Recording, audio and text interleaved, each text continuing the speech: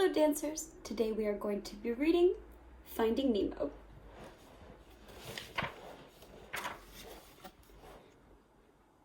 Now most of you who are reading this book probably live above the sea, but others live underwater. Nemo and his father Marlin lived underwater. They were clownfish. Because they were clownfish, they were small, but other fish were big. Marlin was scared of the big fish, so he always kept Nemo close to him, tucked safely inside their little home. But today was Nemo's first day of school. He was very excited.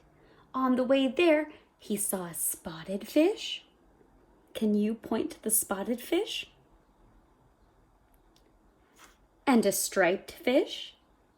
Can you find the striped fish? He saw an angry fish. Ooh, which one is the angry fish? And a happy fish. Which fish look happy?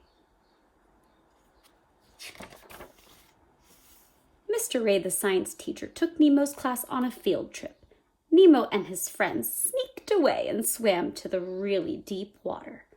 Marlin chased after Nemo and scolded him. Nemo was angry that his father had embarrassed him in front of all his friends.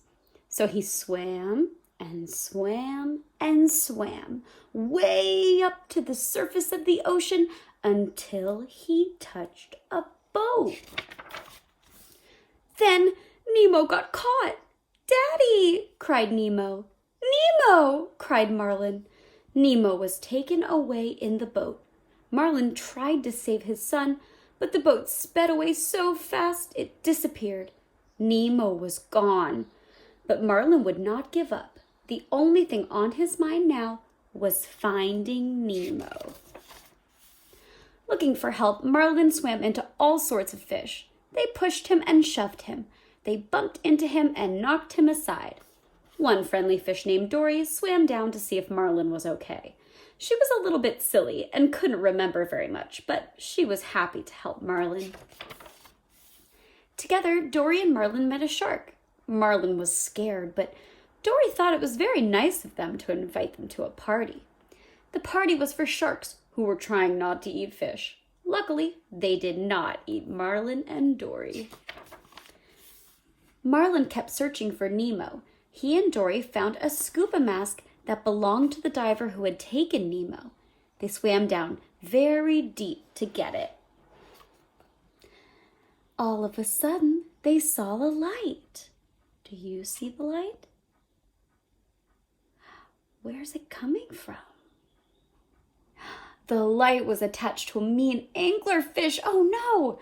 But it helped Dory read an address written on the mask. Then the two friends swam away before the anglerfish could eat them. Now Marlin knew where to find Nemo, 42 Wallaby Way, Sydney. Dory was so excited that she repeated the address over and over and over. Next, Marlin and Dory met some moonfish. The moonfish made funny shapes. They pointed towards 42 Wallaby Way, Sydney. Some friendly turtles gave Marlin and Dory a ride. Marlin told the story of his search for Nemo, and the news spread across the ocean. Even Nemo heard about it, all the way at 42 Wallaby Way, Sydney. He was very excited. He wanted to escape from the fish tank where he was trapped. Do you see where Nemo is? Point to him. There he is. Nemo's new friends were excited too. The little clownfish was bursting with pride. He had the bravest dad in the sea. Then a whale swallowed Marlin and Dory.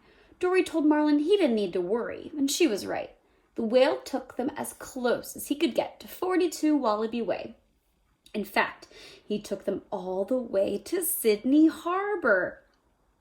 At last, a pelican named Nigel helped Marlin and Dory go straight to 42 Wallaby Way, Sydney.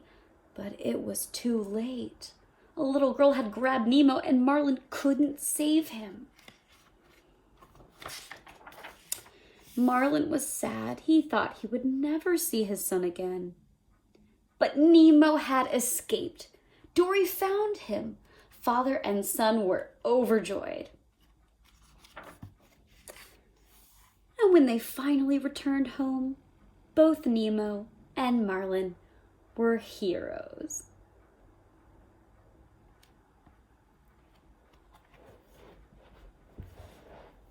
I hope you enjoyed our story. Have a great rest of class.